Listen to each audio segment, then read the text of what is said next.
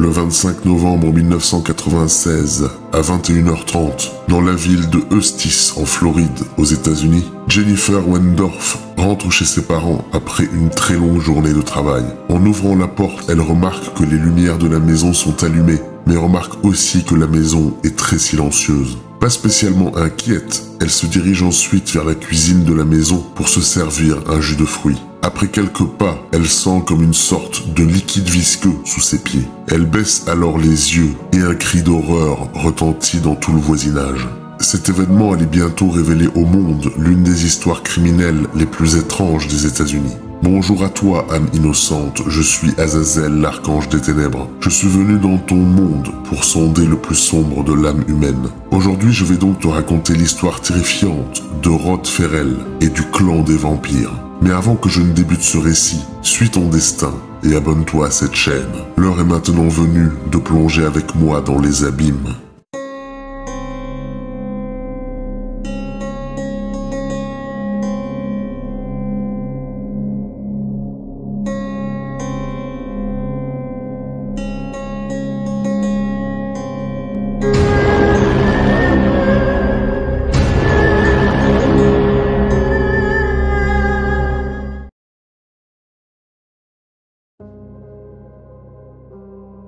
Mais commençons par le commencement. Roderick Justin Ferrell est né le 28 mars 1980 dans la ville de Murray, dans l'état du Kentucky, aux États-Unis. Roderick, ou Rod, est le premier et unique enfant du couple formé de Rick Ferrell et de Sandra Gibson. Les parents de Rod étaient ce que nous pouvons appeler un couple très atypique. En effet, les deux étaient mineurs lorsque Sandra tombe enceinte de Rod. Rick était âgé de 17 ans et Sandra de 16. Mais comme vous pouvez l'imaginer, au vu de leur âge, mais aussi au vu du contexte socio-géographique dans lequel se trouvait la ville de Murray, la nouvelle de la grossesse de Sandra passera très mal dans la communauté, mais aussi auprès des familles des deux parents. Pour revenir sur le contexte socio-géographique, il est important de parler de la ville de Murray. Cette région de l'état du Kentucky faisait partie de ce qui était surnommé la Bible Belt. La Bible Belt est une région située au sud-est des États-Unis et considérée historiquement comme très religieuse et conservatrice. Murray se trouvait donc en plein cœur de cette Bible Belt et ne dérogeait pas à la règle. Pour preuve, celle-ci avait une population de 17 000 habitants et présentait non moins de 75 églises. Pour en revenir à Rick et Sandra, sous la pression des traditions, le couple se trouve donc contraint de se marier 9 jours après l'annonce de la grossesse de Sandra. Un mariage qui se finira néanmoins par un divorce quelques jours après la naissance du petit Rod. Dès le jour même de la naissance du petit Rod, une complication se présente lui coûtant presque la vie. En effet, celui-ci avait le cordon ombilical serré autour du cou, l'étouffant. Il a fallu que le médecin réagisse en urgence pour le libérer de ce danger. À l'image de sa naissance difficile, la petite enfance de Rod va suivre un chemin similaire. D'un côté, son père Rick se montrait absent de la vie de Rod. Il lui était même impossible de prononcer le prénom du petit Rod. Il l'appelait toujours l'enfant.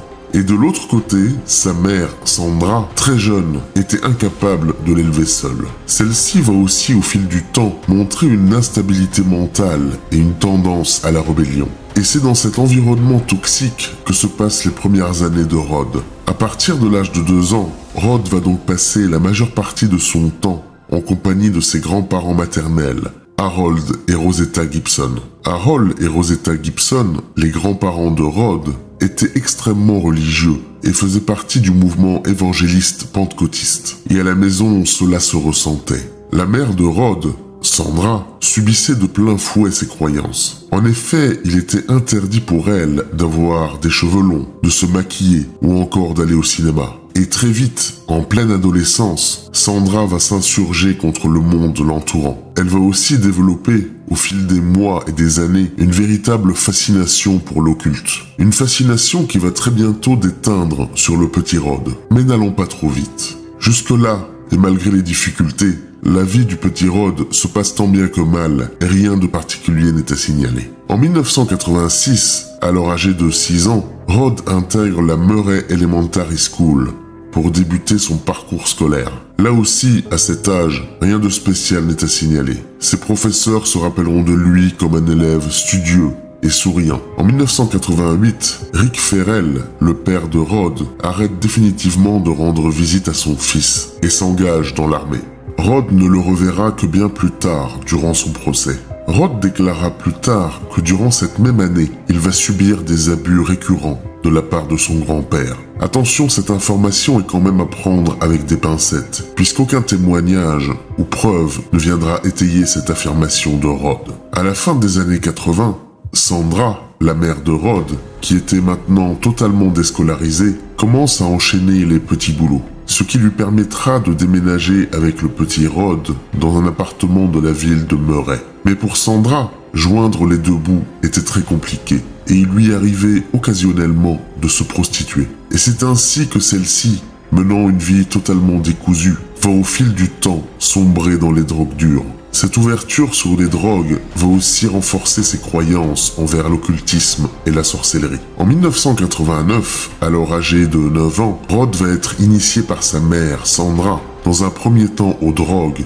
et ensuite à la sorcellerie et au satanisme. Une pratique qui va fasciner réellement Rod au point d'en devenir pour lui une véritable obsession. La même année, Sandra, la mère de Rod, va faire la connaissance et se mettre en couple avec un homme nommé David. Celui-ci prétendait être un prêtre chaman. Comme vous le voyez, leur vie ne tournait qu'autour de ces croyances mystérieuses. En 1990, alors âgé de 10 ans, Rod fait la connaissance de Matt Goodman et de Scott Anderson. Et très vite, les trois jeunes garçons ne vont plus se lâcher. L'ouverture et les connaissances de Rod sur l'occulte va véritablement fasciner les deux jeunes garçons crédules. Ils vont, au fil du temps, voir en lui un véritable modèle à suivre. Toujours en 1990, les grands-parents maternels de Rod déménagent dans l'État de Floride, dans une petite ville de la banlieue d'Orlando appelée Eustis. Et c'est ainsi que la vie de Rod se déroulait, entre école, occultisme et drogue. Et puis l'année 1991 va commencer, une année qui sera un véritable tournant dans la vie de Rod.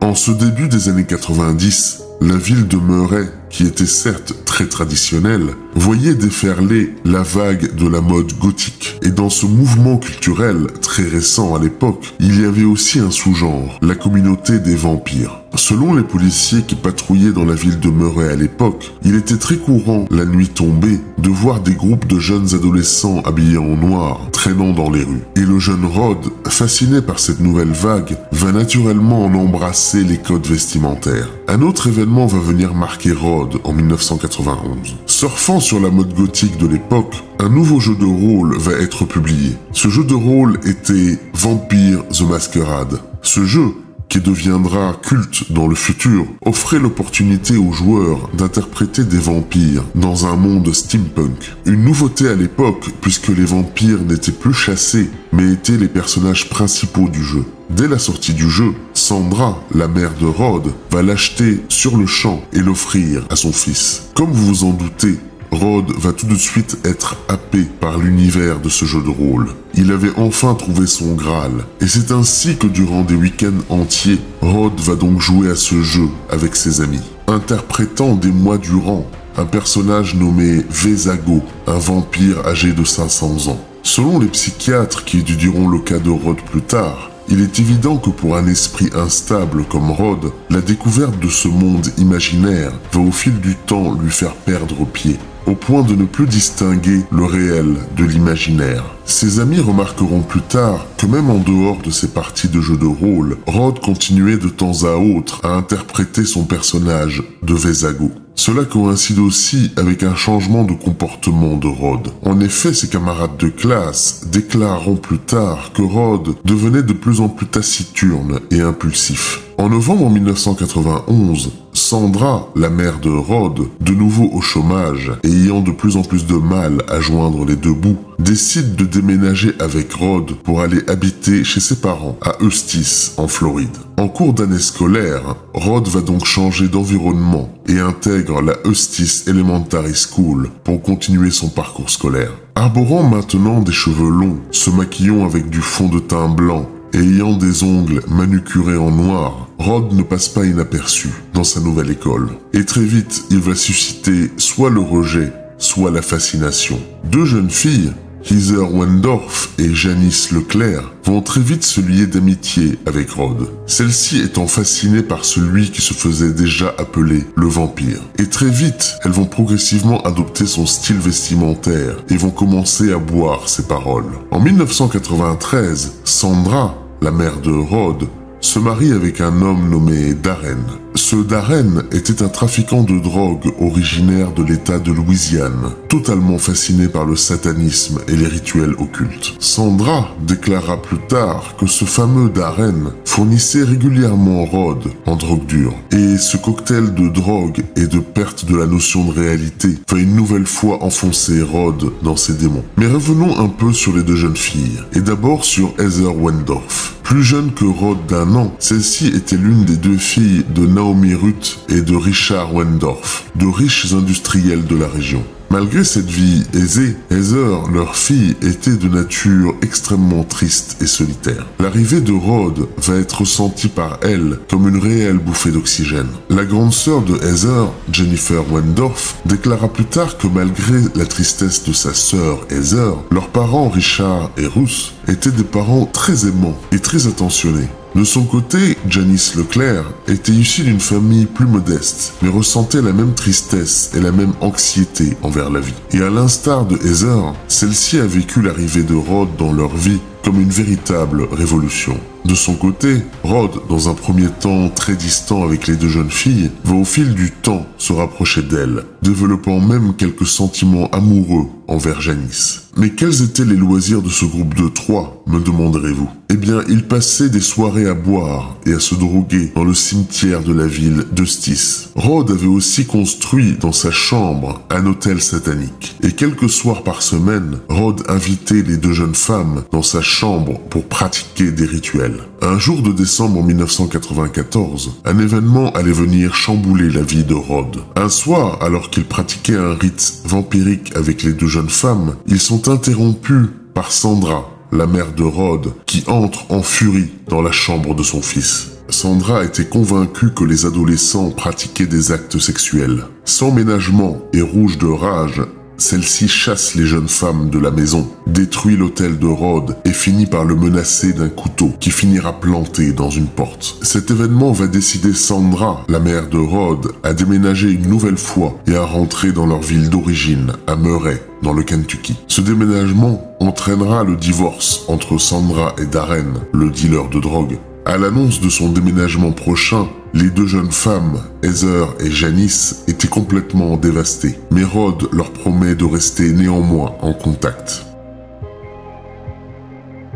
Début 1995, Rod et sa mère Sandra sont donc de retour à Murray, leur ville d'origine, dans le Kentucky. Dès leur retour, Rod va renouer le contact avec ses amis d'enfance, Matt Goodman et Scott Anderson. Et ceux-ci reprennent de plus belle leur jeu de rôle vampirique. Dès leur première séance, Scott et Matt racontent à Rod que Murray avait bien changé durant ses années d'absence, et que désormais il y avait une organisation vampirique en ville, dirigée par celui qui était appelé le prince vampire, Jaden Murphy, 19 ans. Ceci promet aussi à Rod de lui présenter ce Jaden dans les plus brefs délais. Quelques jours plus tard, et comme convenu, Scott et Matt guident Rod jusqu'au quartier général du clan de Jaden Murphy. Très vite, les deux jeunes hommes vont sympathiser et se trouver des atomes crochus. Puis, encore quelques semaines plus tard, Jaden Murphy propose à Rod d'intégrer son clan. Rod accepte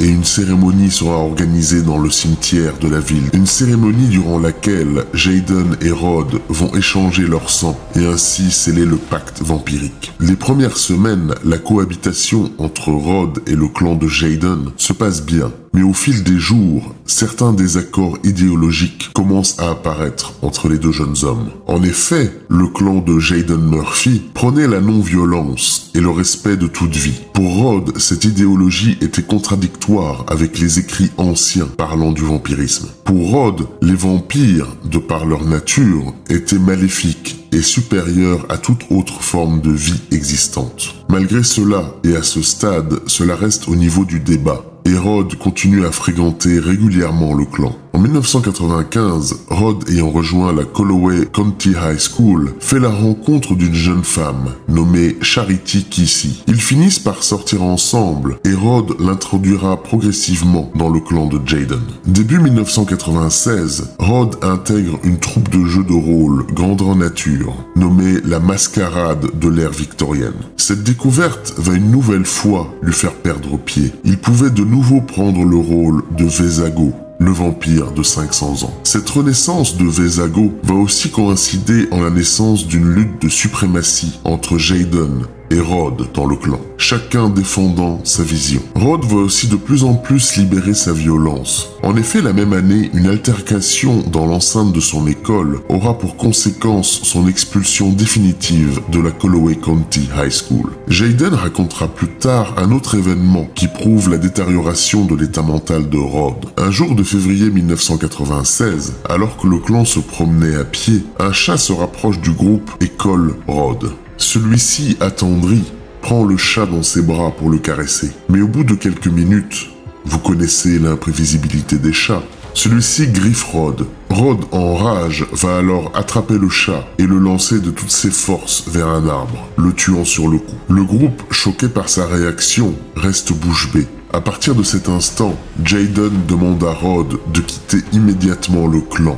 Qu'à cela ne tienne, Rod Ferrell décide alors de fonder son propre clan. Un clan qui sera composé, bien entendu, de lui-même, de Matt Goodman, de Scott Anderson, de Charity Kissy et de Dana Cooper, une ancienne membre du clan de Jaden. Un autre événement marquant va intervenir en octobre 1996. Un jour, un gardien du chenil de la ville constate que la totalité des chiens du chenil avaient pris la fuite. Et au bout de quelques minutes, le gardien remarque que la porte du chenil en question avait été forcée. Le bureau du shérif enverra des agents pour constater l'effraction. Et pendant leur investigation, ceux-ci vont faire une découverte terrifiante. En effet, ils vont découvrir des chiots mutilés et torturés. Une découverte qui va horrifier la ville tout entière. Quelques jours après la découverte de ces actes de torture, la police apprend par le bouche à oreille que des photos des tortures circulaient en ville et qu'un homme se vantait d'avoir commis ces exactions. L'homme en question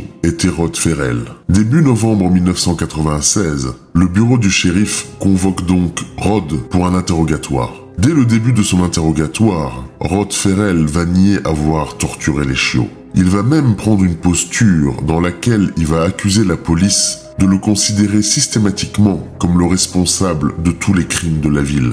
La police, n'ayant aucune preuve concrète, se trouve dans l'obligation de le libérer. À sa sortie de garde à vue, Rod va se rendre immédiatement chez Jaden Murphy. Il était convaincu que Jaden l'avait dénoncé. Très vite, une altercation va éclater entre les deux jeunes hommes, mais ils finirent par être séparés. Au bout de quelques jours, Rod Ferrell, ayant totalement perdu la notion de la réalité, était convaincu qu'une guerre allait éclater entre son clan et celui de Jaden Murphy. Comme vous vous en doutez, tout cela ne présage rien de bon. Mi-novembre 1996, après son altercation violente avec Jaden Murphy, Rod Ferrell décide de passer à l'action. Mais la décision qu'il va prendre est très surprenante. Il ne souhaite pas une confrontation directe avec le clan de Jaden. Il décide donc, avec son clan, de prendre la route en direction de la Louisiane afin de rejoindre la ville de la Nouvelle-Orléans. Pour Rod, la Nouvelle-Orléans est le centre historique du vampirisme aux États-Unis. Durant les quelques jours qui vont suivre, il va donc préparer le voyage du clan. Le programme était simple. Ils allaient prendre la route avec la voiture de Scott Anderson. Puis ils allaient se diriger vers la Floride, dans le but de récupérer Heather Wendorf et Janice Leclerc. Vous vous rappelez de ces deux jeunes femmes. Puis, après avoir récupéré les deux jeunes femmes, le clan prendra la route jusqu'à la Nouvelle-Orléans. Le 22 octobre 1996, Scott Anderson, Rod Ferrell, Charity Kissy et Dana Cooper se mettent donc en route vers 23h en direction de la Floride, et plus précisément la ville de Eustis. Au dernier moment, Matt Goodman avait finalement renoncé au voyage. Avant son départ, Rod Ferrell avait recontacté Heather Wendorf et l'avait prévenu de son arrivée prochaine. Il lui promet aussi qu'elle deviendra l'épouse vampirique de Scott Anderson. Heather, prise d'émotion, et plus qu'heureuse, leur précise qu'elle les attendra avec impatience. Elle précise aussi qu'elle en avait marre de sa famille, car il la maltraitait. Pour rappel, il est prouvé maintenant que la famille de Heather Wendorf n'était en aucun cas violente avec elle. Bien au contraire, elle avait des parents très aimants, comme le confirmera Jennifer, la grande sœur de Heather. Quoi qu'il en soit, Rod va retenir cette phrase de Heather et ne dira pas un mot de plus. Le matin du 25 novembre 1996, Heather Wendorf va sécher ses cours du matin pour accueillir le clan dans sa ville de Eustis, en Floride. Durant la journée, le groupe va donc décider de la suite du programme. Ils appellent aussi Janice Leclerc pour confirmer avec elle si elle souhaitait les accompagner. Mais finalement, celle-ci avait changé d'avis. Le clan décide donc d'attendre le soir afin de laisser Heather prendre quelques affaires de chez elle et de la déposer ensuite, à sa demande, chez son petit ami pour qu'elle puisse lui dire au revoir avant leur départ pour la Nouvelle-Orléans. Après cette première rencontre, Heather rentre donc chez elle pour ne pas éveiller les soupçons. Le même jour, vers 19h, le clan se dirige donc chez Heather Wendorf afin de la récupérer et de l'accompagner chez son petit ami pour le dernier au revoir. Arrivés sur place, Rod et Scott descendent de la voiture et se cachent dans les buissons autour de la maison de Heather. Au bout de quelques minutes, celle-ci sort de la maison et monte dans la voiture dans laquelle ne se trouvaient plus que Dana et Charity. Puis la voiture se dirige chez le petit ami de Heather. Quelques minutes après le départ de la voiture, Rod Ferrell et Scott Anderson sortent de leur cachette et se dirigent vers la maison de Heather. Leur idée était simple. Ils voulaient voler la voiture des parents de Heather Wendorf, car la voiture de Scott Anderson commençait à montrer quelques signes de faiblesse. Les deux jeunes hommes s'approchent donc de la maison et entrent par le garage. Rod, ayant quand même une idée derrière la tête, cherche autour de lui dans le garage et récupère un pied de biche. Puis les deux jeunes hommes se faufilent dans la maison et commencent à passer de pièce en pièce à la recherche des clés du Ford Explorer. Au même moment, après une longue journée de travail, Richard Wendorf, le père de Heather, était allongé dans le fauteuil du salon, en train de faire une sieste. Et au même moment, Ruth Wendorf, la mère de Heather, était quant à elle en train de prendre une douche. Au bout de quelques mètres dans la maison, Rod, armé de son pied de biche, tombe sur le père de Heather, endormi. Il s'approche de lui sans un bruit, puis il lève le pied de biche avant de l'abattre violemment sur le crâne de Richard Wendorf. Ce premier coup assomma l'homme, mais Rod ne s'arrête pas là. Il lève de nouveau son pied de biche et l'abat une nouvelle fois sur le crâne de Richard Wendorf. Il s'y prendra à plusieurs reprises jusqu'à ce que Richard Wendorf décède. Scott Anderson, témoin de cet acte de violence gratuit, reste totalement sous le choc. Il ne pourra pas réagir et restera là, glacé. Ruth Wendorf, ayant entendu des bruits dans la maison, se dirige immédiatement vers le salon et tombe nez à nez avec Rod et son pied de biche ensanglanté. Prise de panique, celle-ci récupère une tasse de café chaud à proximité et en jette le contenu sur Rod. Rod, qui avait décidé dans un premier temps de laisser Ruth, la mère de Heather, en vie, devient rouge de rage et frappe Ruth avec son pied de biche. Après que Ruth Wendorf soit tombée au sol, Rod se place au-dessus d'elle, puis la frappe un nombre incalculable de fois sur la tête jusqu'à la tuer. Puis, après avoir commis ses crimes et étant taché de sang de la tête aux pieds, Rod Ferrell se dirige calmement à l'extérieur de la maison et fume une cigarette. Une cigarette qu'il ramènera encore incandescente à l'intérieur de la maison afin de graver sur le torse de Richard Wendorf un V majuscule suivi de points. La police déduira plus tard que le V correspondait à son nom vampire de Vesago et que les points correspondaient aux membres du clan qui le suivaient. Après avoir fini leurs méfaits, les deux jeunes hommes retrouvent les clés du Ford Explorer dans le meuble de la chambre du couple et volent donc la voiture pour retrouver le reste du groupe au point de rendez-vous. Heather Wendorf est tout d'abord surprise de voir Rod et Scott arriver dans la voiture de ses parents, mais ne dit rien, pensant qu'elle aura une explication en temps voulu. Le groupe monte alors dans les deux voitures et se dirige vers la Nouvelle-Orléans.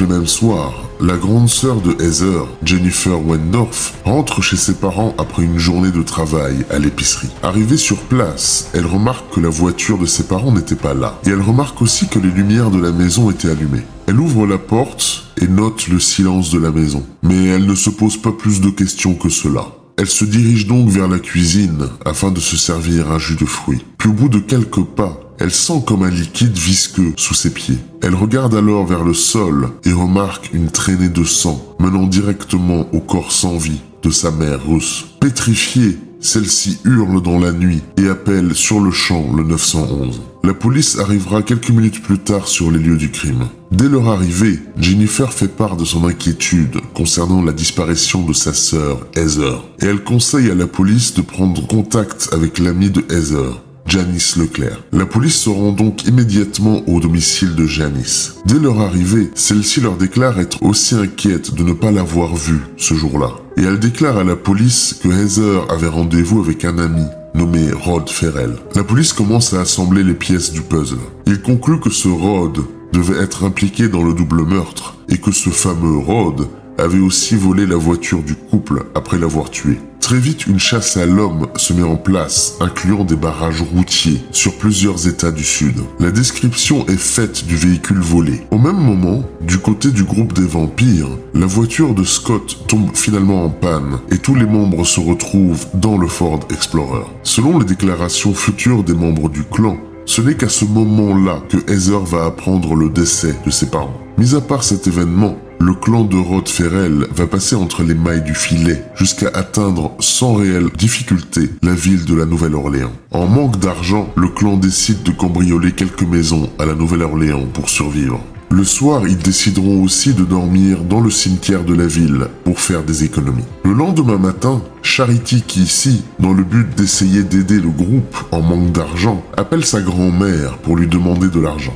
À la place de cela, la grand-mère informe Charity qu'elle allait lui réserver une chambre d'hôtel dans la ville de Bâton Rouge, à quelques kilomètres de là. Ce que le clan ignorait, c'est que la police avait déjà leurs identités et qu'ils avaient déjà contacté tous leurs proches. Dès la fin du coup de fil, la grand-mère de Charity Kissy prévient donc la police du nom de l'hôtel où se rendait le clan, l'hôtel Howard Johnson, à Bâton Rouge. Le 29 novembre 1996, la police se met donc en planque devant l'hôtel, puis se jette sur le clan de Rod Ferrell dès que ceux-ci font leur apparition. À leur arrestation, les adolescents sont amenés en garde à vue. Et dès les premiers instants de la garde à vue de Rod, celui-ci va fièrement confesser ses crimes. Durant son interrogatoire, il va aussi préciser que Dana, Charity et Heather n'étaient même pas dans la maison au moment des faits. Il va aussi minimiser l'implication de Scott Anderson en disant qu'il n'avait pas participé lui-même au meurtre. Plus tard, Heather Wendorf sera aussi interrogée. Celle-ci niera avoir dit que sa famille la maltraitait. Elle dit aussi totalement ignorer les intentions réelles de Rod Ferrell. Quoi qu'il en soit, Rod Ferrell, Scott Anderson, Charity Kissy et Dana Cooper sont inculpés à des degrés divers des crimes. Heather Wendorf ne sera pas poursuivie. Le 12 février 1998, Rod Ferrell, alors âgé de 18 ans, plaide coupable des meurtres. Durant le procès, les avocats de Rod Ferrell tenteront de prouver que Rod avait des troubles mentaux. Il présentait des diagnostics de psychiatre montrant qu'il était atteint de troubles de la personnalité et du syndrome d'Asperger. Le 26 février 1998, le jury se retire pour délibérer et après quelques heures déclare les accusés coupables. Le 27 février 1998, le juge Jerry Lockett condamne Rod Ferrell à mort, Scott Anderson à la prison à vie sans possibilité de libération, Charity Kissy sera condamnée à 10 ans et demi de prison et Dana Cooper à 17 ans de prison. En 2000, la peine de Rod Ferrell sera commuée en prison à vie et la peine de Scott Anderson sera réduite à 40 ans. Il sera éligible à la libération en 2031. Rod purge sa peine dans la prison d'État de Floride et Anderson dans la prison de Calhoun. Un point inquiétant demeure concernant sa remise de peine. Il est maintenant discuté et probable qu'il puisse sortir un jour de prison. Pouvons-nous en toute conscience remettre en circulation un tueur en puissance? Seul l'avenir nous le dira. Voilà, âme innocente, la terrifiante histoire de Rod Ferrell et de son clan de vampires, ou l'histoire d'un homme ayant totalement perdu pied entre ses fantasmes et la réalité, cette perte de repère le conduisant à semer la mort sur son chemin. Cette histoire a terrifié les États-Unis dans les années 90 et a eu un effet dévastateur sur l'image des jeux de rôle. N'hésite pas à me faire part de tes remarques dans les commentaires de cette vidéo. Pour ma part, je te donne rendez-vous très bientôt pour une nouvelle histoire terrifiante. À très vite dans tes cauchemars.